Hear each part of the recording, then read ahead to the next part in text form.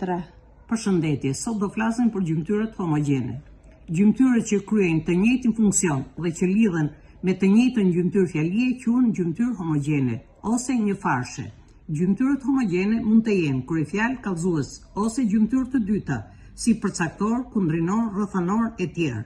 Për shembull, Adi dhe Ani janë të sjellshëm. Gjymtyrë homogjene kryefjalë, Adi dhe Ani. 2. Ata lexojnë dhe përgatiten çdo ditë. Gjymtyrët homogjene këtu janë kallëzues. Lexojnë dhe përgatiten. Gjymtyrët homogjene bashkohen ndërmjet tyre me lidhza, bashkërënditëse ose një intonacion, ose të dyja bashkë. Për shembull, Shiaku dhe Dursi janë shumë afër me njëri tjetrin. Shiaku dhe Dursi. Kjo është kryefjalë dhe lidhet me lidhzën dhe. Të dyja janë emra dhe kryejnë funksionin e kryefjalës në këtë fjali. Kur gjymtyrët homogjene nuk lidhen me lidhza, ndërmjet tyre vihet presje.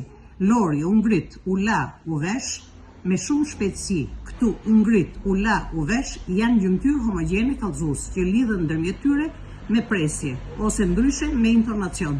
Të trija fjalët janë folje dhe kryejnë të njëjtin funksion, atë të kallëzuesit.